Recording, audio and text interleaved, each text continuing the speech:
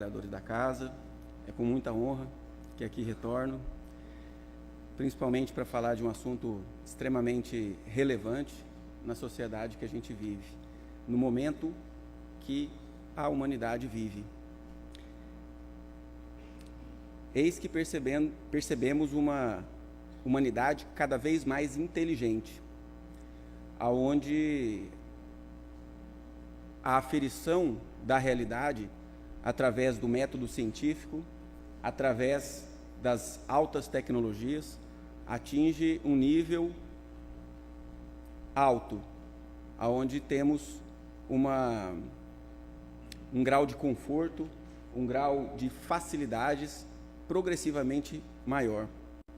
A tecnologia, ela auxilia no tratamento de diversas doenças, na prevenção de outras tantas, na prevenção de diversos tipos de acidentes. Trabalhos antes realizados por nós, hoje são feitos por máquinas, onde há uma proteção muito maior física do ser humano.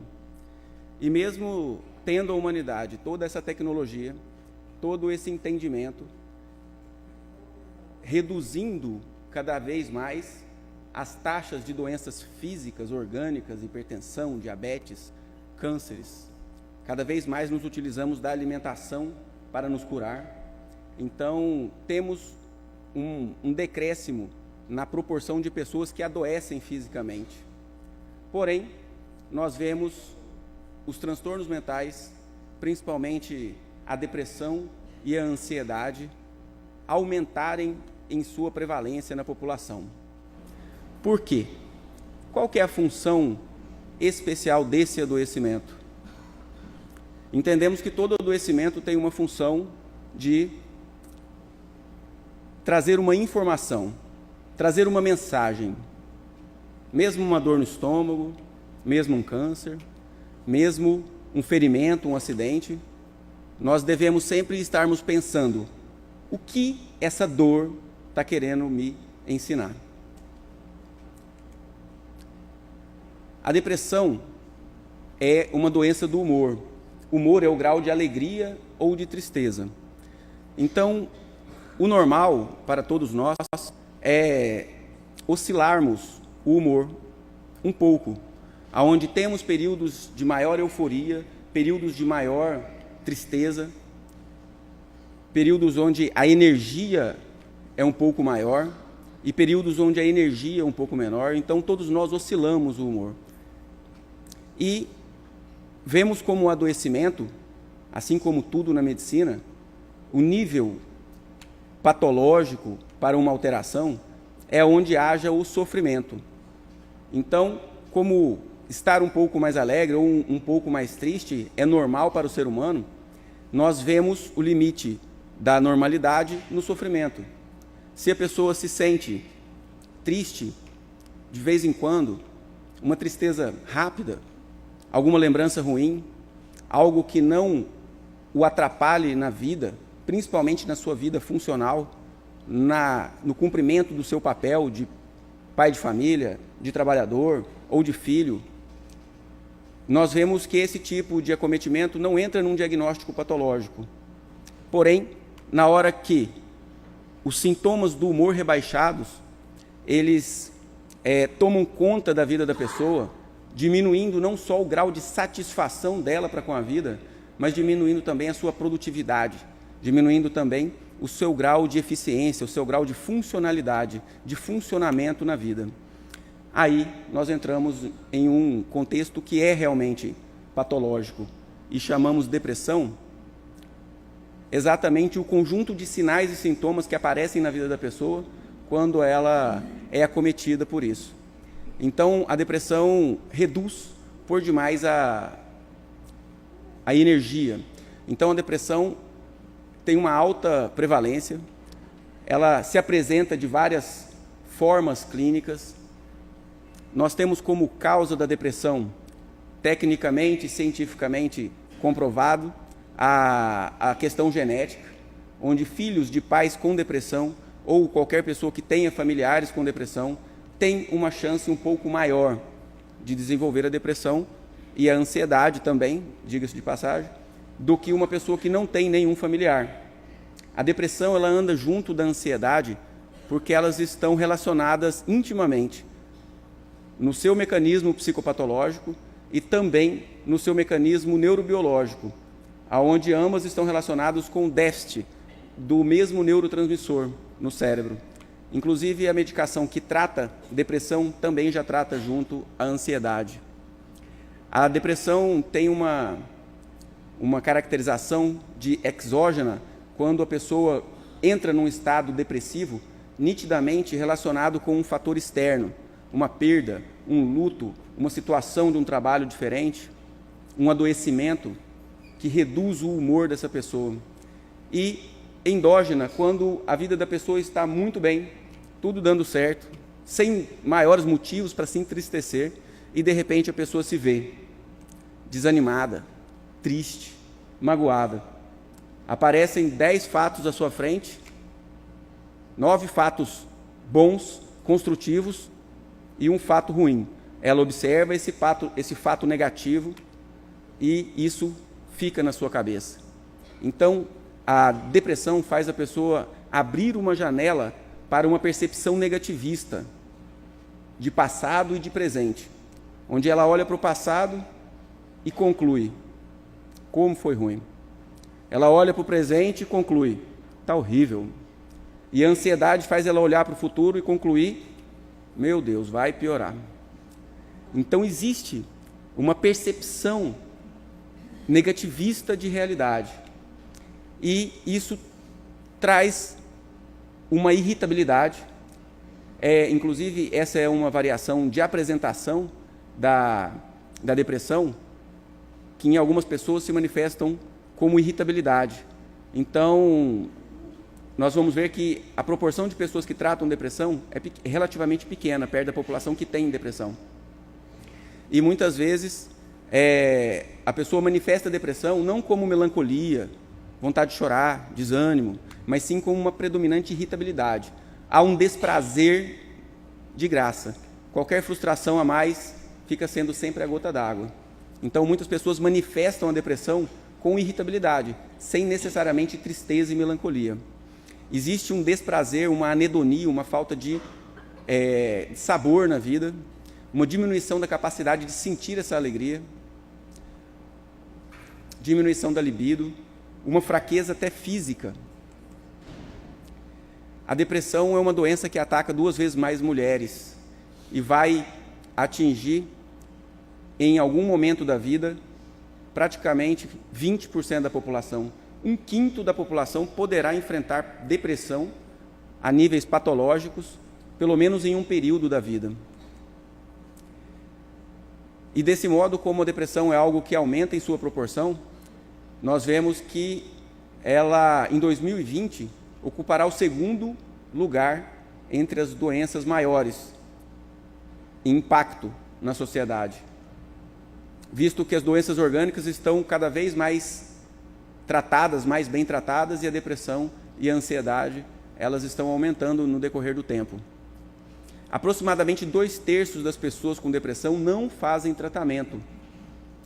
Isso se deve a 2 fatos principais, que é um preconceito em relação ao tratamento, um preconceito em relação ao diagnóstico à doença, uma percepção extremamente equivocada e de julgamento moral, onde as pessoas julgam quem tem depressão.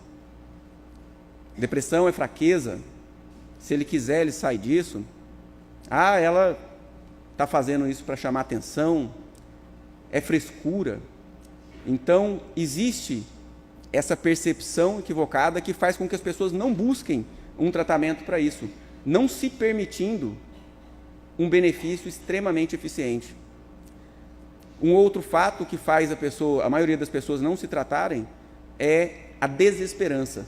Quem está passando por um processo de depressão tem uma sensação que nada que se faça poderá mudar o seu destino, nada que se faça poderá mudar essa condenação ao sofrimento. É onde ele por si só não busca.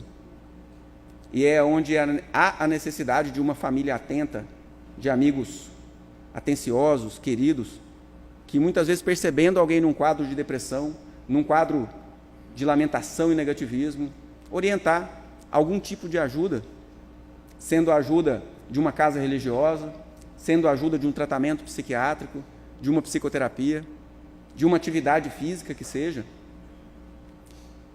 mas algum recurso terá que ser buscado. Dos pacientes que procuram um clínico geral, um atendimento, 50% só são diagnosticados corretamente. Isso porque a medicina é muito ampla e os sintomas de depressão também são muito físicos. Então, a princípio, o clínico geral ou outras especialidades, ele vai tentar buscar doenças físicas. Depois, descartadas doenças físicas, é que a gente fala que a pessoa está com aqueles sintomas físicos decorrentes de depressão e de ansiedade. A maioria dos pacientes deprimidos que não são tratados irão tentar suicídio, pelo menos uma vez. 17% deles conseguem se matar. Estamos no Setembro Amarelo, mês da campanha de prevenção ao suicídio, que sugere que nós falemos do assunto, que nós conversemos a respeito disso. Várias famílias de suicidas relatam que nem desconfiavam. Relata que a pessoa não dava sinal nenhum de que ia se suicidar. Será mesmo? Será que não estava havendo alguma omissão na escuta? Com o tratamento correto, 70% a 90% dos pacientes se recuperarão. Os afastamentos médicos decorrentes de depressão, de ansiedade, de pânico, eles são todos muito prolongados, atestados de 1 mês, 2 meses, afastamento de 6 meses, 1 ano para a pessoa se recuperar, muitas vezes, quando o adoecimento é grave. Então, traz um impacto muito grande. A depressão é uma doença, como disse, assim como a dependência química muitas vezes recebe uma conotação de julgamento moral, como fraqueza de quem é dependente, hoje nós tratamos como doença, como é, e ela deve ser tratada pelos especialistas, que são os psiquiatras, que são os psicólogos, que são os terapeutas ocupacionais, musicoterapia. Então, várias providências a pessoa vai ter que tomar para se tratar, mas o acompanhamento de um profissional é fundamental. A ansiedade, antes de ser um adoecimento, é uma função psíquica natural que todos nós temos, inclusive outros animais manifestam também a ansiedade. É uma função psíquica protetora, aonde eu olho as circunstâncias à minha volta, eu olho a circunstância ao meu futuro, penso no pior que pode acontecer e tomo as providências para não permitir que aquele pior aconteça. Até esse momento, a ansiedade ela é protetora. Porém, nesse caminho existe uma avaliação de risco. Qual é o risco real do pior acontecer? Existe um risco real, baseado numa proporção de acontecimentos. Porém, quem tem ansiedade como adoecimento, manifesta essa percepção de risco sempre extrapolada, sempre altíssima. E essa percepção de risco, ela vem de dentro, é irracional. Só para vocês terem uma ideia de como alguém com ansiedade não tem controle sobre os sintomas, a maioria das pessoas que manifestam a ansiedade generalizada. Uma proporção de 10% da população aproximadamente manifestam depressão a ansiedade a nível patológico e aproximadamente 6% manifestam depressão. Isso quando a gente estuda verticalmente, em um momento. E essa avaliação de risco extrapolada faz com que a pessoa manifeste descargas de adrenalina. Essa adrenalina, ela desencadeia uma reação de fuga ou luta, onde há um aumento da capacidade da frequência cardíaca para levar mais nutrientes e oxigênios para a musculatura que vai precisar trabalhar de uma forma vigorosa. Diminui a circulação na pele, dando sudorese fria, palidez. Aumenta a contratilidade dos músculos. Muitas vezes, se a pessoa não tiver uma atividade física vigorosa, ele vai tremer. A descarga de adrenalina e a reação de fuga ou luta aumenta a frequência respiratória para levar mais oxigênio para o sangue e a pessoa experimenta uma uma falta de ar, uma certa falta de ar.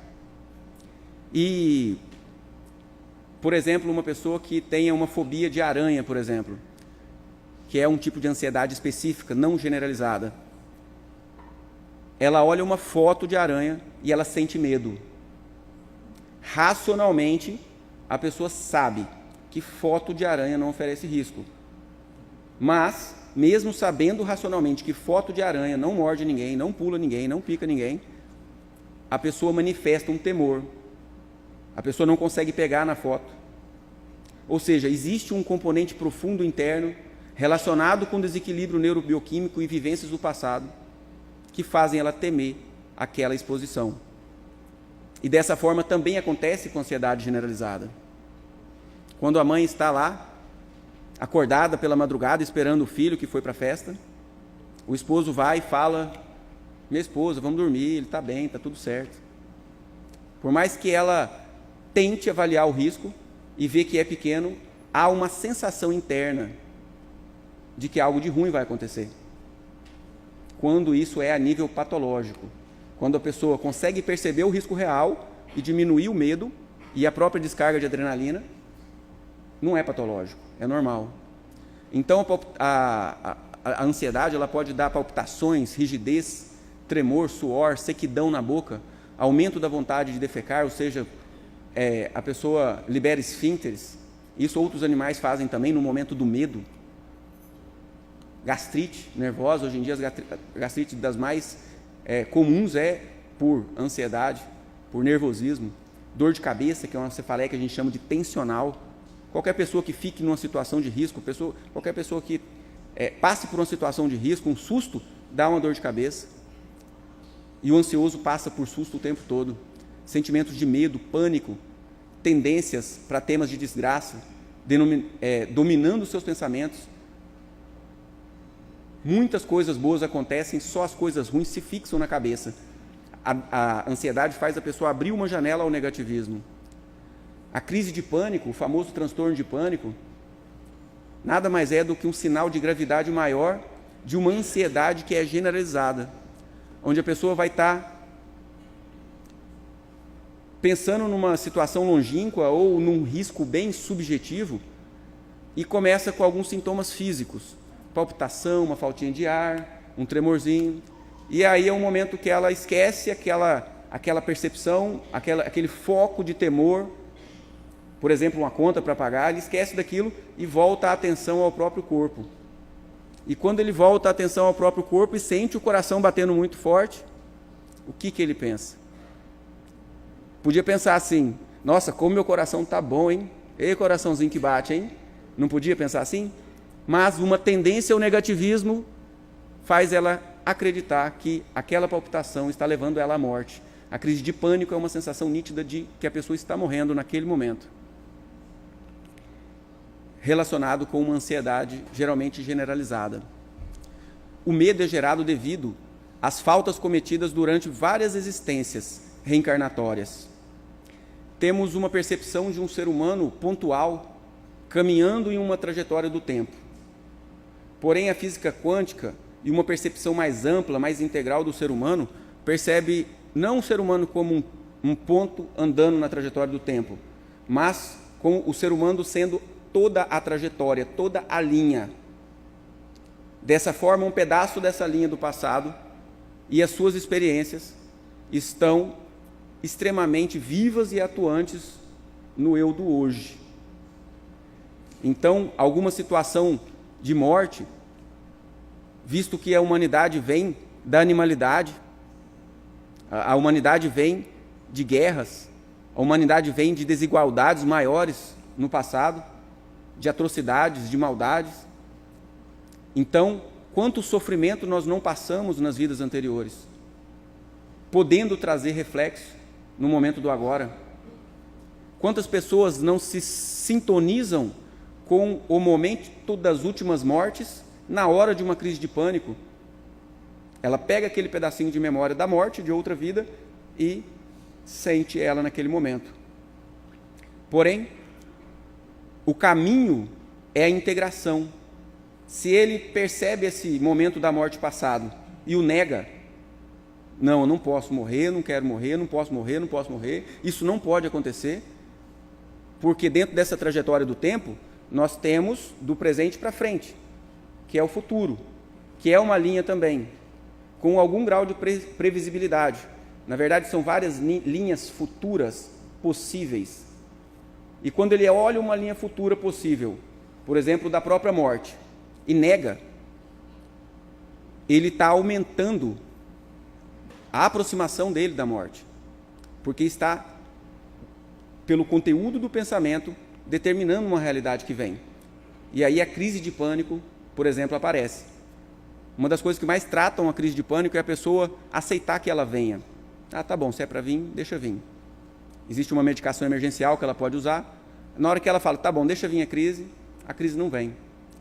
Então, todo esse processo passa pela aceitação, pela integração até da própria morte. A partir do momento que a pessoa aceita a possibilidade da morte, essa linha evolutiva, essa linha de futuro de morte, ou de sofrimento, ou de dor, ou de falência, ou de adoecimento, à medida que ele aceita isso, o temor vai embora. Vem após um insucesso, um erro, ou um estado de punição, coerção, imposição em experiências anteriores, infância e vidas passadas. É o efeito de inúmeras causas que o liga ao nosso insucesso ou ilusões que causaram danos morais para o espírito. É um sentimento gerado a partir da invigilância do pensamento. Nós temos a capacidade da metapsíquica, que é a possibilidade de pensar no que se pensa. E pensar no que se pensa traz a possibilidade de selecionarmos os nossos pensamentos. Segundo Joana de Ângeles, a depressão é um transtorno mais profundo, no qual diversos fatores contribuem para a perda da afetividade, da alegria e para o mergulho no ensimesmamento, num total desinteresse pela existência. A palavra mergulho, ela não é à toa, porque vemos a depressão como um excesso de passado. A pessoa olha demais para o passado, com ressentimento, com dor, com mágoa, com revolta. Daí a necessidade de refazer essa postura perante o passado, de trazer não só uma aceitação, mas uma concordância. Eu concordo com o passado do jeito que ele foi. E num terceiro passo, não só aceitação, não só concordar, mas num terceiro passo, agradecer. Eu aceito, eu concordo e eu agradeço que o passado tenha sido como foi. Até porque ele, em absoluto, não pode ser mudado. Porém, essa linha de trajetória de cada um de nós é como se fosse um universo próprio, aonde eu posso voltar no meu passado e reconfigurá-lo, através de técnicas meditativas, através de técnicas de regressão, através de técnicas aonde eu vou voltar naquele momento, sentir de novo um pouco daquela dor que está refletindo hoje, e em vez de me focar na dor, eu vou me focar no alívio. A dor passou, por isso, por isso, por isso. E aí, quando eu trago dessa mesma vivência do passado, uma percepção de vitória, de que a dor passou, esse pedaço do passado não mais me aflige. No Evangelho segundo o Espiritismo, com efeito, é certo que a maioria dos casos de loucura se deve à comoção produzida pelas vicissitudes que o homem não tem a coragem de suportar. Devemos ter muito cuidado com essa afirmação, porque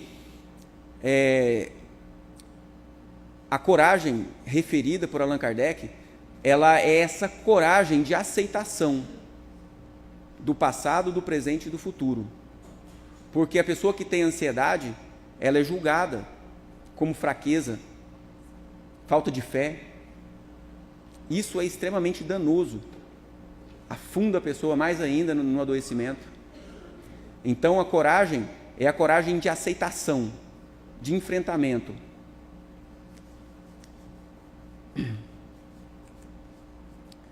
Outra causa nítida da depressão, ou no mínimo um fator extremamente relacionado, é a obsessão, que passa pelos quadros de obsessão simples, aonde uma entidade menos esclarecida, uma pessoa menos esclarecida, desencarnada, muito semelhantes a nós, às vezes até foram espíritas na encarnação, com muito conhecimento, e muitas vezes ainda ficam por aqui. Muitas vezes por falta de força, de seguir o caminho, largar os familiares. Muitas vezes o obsessor, ele é um familiar até querido, mas na maioria das vezes ele é alguém que está cobrando uma dívida. E dessa forma ele traz pela percepção intuitiva informações, sugestões que vão trazer um mau destino para essa pessoa. E essas sugestões podem ser muito superficiais, como podem ser a fascinação, que é um processo mais profundo, onde a pessoa está muito controlada pelas entidades, e a subjugação, onde até o que ela fala e a direção que ela vai fisicamente já está sendo totalmente controlada pelas entidades. Porém, vítima, existe vítima, nós nos alternamos nos papéis, hora de vítima, hora de algoz. E como algoz e vítima ao mesmo tempo, não existe vitimização. Então, na obsessão, isso acontece também. Assim como as enfermidades resultam das imperfeições físicas, que tornam o corpo acessível às perniciosas influências exteriores, a obsessão decorre sempre de uma imperfeição moral, que dá ascendência ao espírito mau. Uma pessoa que nunca pensou e não pensa em suicídio, por exemplo, ele será obsidiado por um espírito suicida? Uma pessoa que não é avarento, ele vai ser obsidiado por um avarento? Então, na verdade, é essa imperfeição moral que é todo o cerne da doutrina espírita, dentro de uma necessidade de reforma íntima. São essas imperfeições morais que abrem a janela de comunicação com os espíritos, que são muito semelhantes a nós. Se não fossem tão semelhantes, não conseguiriam comunicação, visto que o contato mediúnico ele é feito por vibração. Eu vibro numa frequência de dor, de tristeza, por exemplo. Eu atraio para mim e sou mais comunicado por entidades com dor e tristeza. Se eu vibro a caridade, se eu vibro pela aceitação, pela fé, se eu vibro em otimismo, eu vou atrair espíritos otimistas. Se eu vivo e vibro as mensagens de Jesus, eu vou atrair e vou receber informações dos mentores, dos nossos anjos da guarda, que estão o tempo todo disponíveis. Basta que nós nos liguemos com o pensamento. E o contrário é verdadeiro. A pessoa pode vir num comportamento mais positivo e, de repente, uma recaída busca o obsessor de novo. Por isso que os tratamentos espirituais, eles passam por quê? Por palestra, por entendimento, por reforma íntima. Porque se não vem, dá passe, espírito recolhido para tratamento, semana que vem volta com outro, com aquela mesma base de ligação. O remorso, por exemplo, é um dos mais avassaladores sentimentos. Seu aspecto será de um obsidiado. No entanto, ele é obsidiado apenas por sua memória profunda, que vinculou sua personalidade humana. É aquilo que eu estava falando.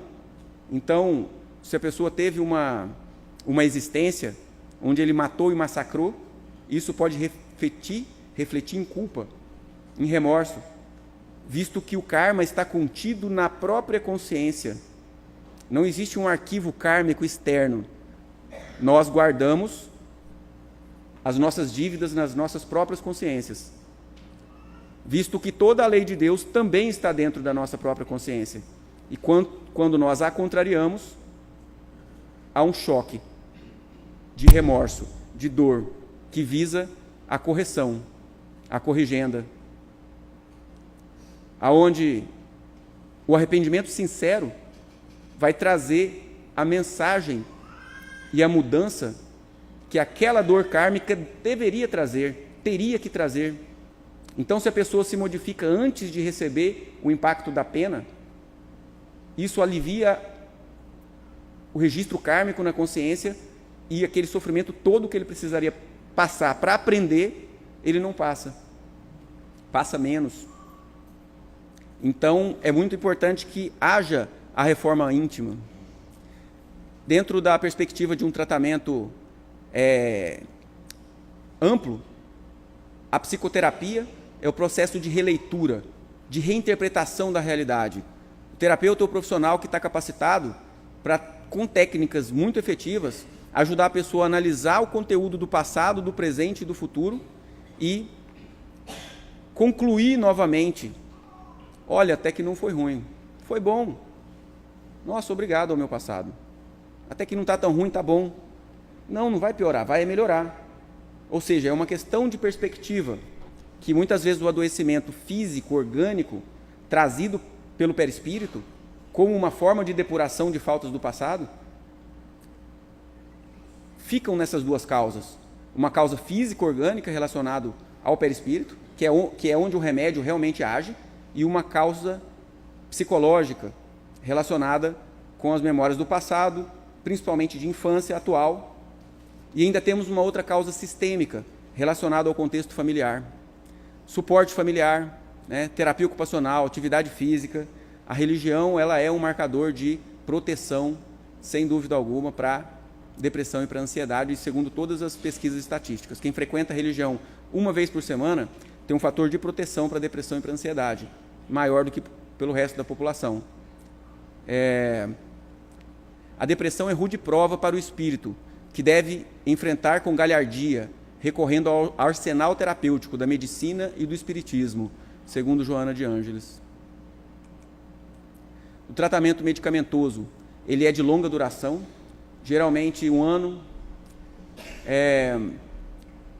O tratamento é extremamente eficiente. As medicações que se usam hoje não dopam, não viciam, não trazem maiores prejuízos. Qualquer medicação pode dar efeito colateral. E quando há um efeito colateral, é função do médico manejar e tirar a medicação, colocar uma que não dá efeito colateral, que só dá efeito terapêutico. Mas a percepção de que o remédio vai deixar dopado e viciar é de uma psiquiatria de 30 anos para trás, onde realmente as pessoas não sentiam depressão, mas também não ficavam acordadas, não adiantava nada. E aquelas medicações tarja preta ia só aumentando o consumo de um vício, Então, realmente, a psiquiatria já foi má assistida do ponto de vista medicamentoso. Hoje em dia, a medicação é chamada também neuroprotetora, onde há um processo de demência se a pessoa conviver muitos anos com depressão ou com ansiedade ou com pânico. Há uma diminuição da capacidade intelectiva se a pessoa ficar 10 anos, 15, 20 anos com depressão. Quando eu trato efetivamente com medicação, com psicoterapia, com todo um contexto de modificação, e a pessoa não tem depressão, esse processo de demência não acontece. Então, por isso, as medicações são chamadas, inclusive, de neuroprotetoras. Os efeitos colaterais, geralmente, na primeira semana, o efeito terapêutico depois de um mês. A resposta é muito individual. Tem pessoas que respondem com a medicação, não respondem com a outra. A programação neurolinguística, ela está relacionada com essa perspectiva quântica atemporal. Perspectiva quântica atemporal, onde aquilo que passa na nossa mente agora vai determinar o que vai acontecer no nosso futuro.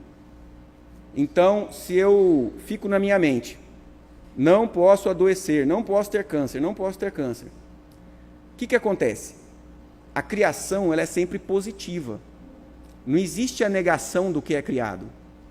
Existe o contrário do que é criado? Existe o contrário de mesa? Quando eu penso mesa, cria na minha mente uma mesa. Se eu penso não mesa, cria na minha mente uma mesa também, com uma negação antes. Porém, o que cria é mesa. Então, quando a pessoa pensa consigo, não posso, não quero ter um câncer, o que está criando na mente dele é ter um câncer. Isso aumenta a probabilidade disso projetar para o seu futuro. Então, neurolinguisticamente, o jeito que a gente fala, e a gente tem uma linguagem mental também, e o jeito que a gente pensa é fundamental. Então, em vez de pensar, não quero ter câncer, a gente tem que pensar, eu quero ter saúde. O que muda totalmente a perspectiva de foco na saúde, trazendo um futuro de saúde. É o espírito o desencadeador do transtorno martirizante, cabendo-lhe a responsabilidade de reverter o quadro, mediante grande esforço da vontade, acompanhado pelos recursos preciosos da oração, da ação no bem, com os quais adquire valores que podem contrabalançar o erro e recuperar-se das dívidas morais, segundo Joana de Ângeles, no livro Iluminação Interior. Então, a cura para tudo isso está relacionada ao espírito. O importante não é que a sociedade tome conhecimento do deslize moral do ser humano, mas que ele o saiba, cada um de nós. Por isso que a mudança da humanidade, ela está na mudança interna, levando-o inserido no inconsciente, que lhe constitui juiz severo, encarregado de libertá-lo ou condená-lo das consequências de atos infelizes. Se entendermos que uma perfeita interação entre corpo, mente e espírito nos fará atingir a verdadeira felicidade e reconhecermos que a meditação, coloca aí junto também oração, como um caminho para alcançá-la, só nos faltará um pouco de determinação para criarmos em nossas vidas uma pequena porta para que adentre a grande luz. Todos nós temos a capacidade de receber as informações dos mentores através da prece, através da meditação, através de um olhar para dentro de si, no sentido de aceitar quem eu fui, quem eu sou, para só assim conseguir determinar quem eu vou ser. Porque enquanto eu nego o que eu fui, eu fico sem base. Então a aceitação pelo que já aconteceu, pelo que está acontecendo agora, é fundamental. A aceitação, a concordância, a gratidão é fundamental para que eu consiga determinar a minha situação do futuro. Então a função da depressão e da ansiedade na nossa humanidade é trazer essa mensagem de reforma íntima e de projeções positivas. Muito obrigado pela atenção de todos.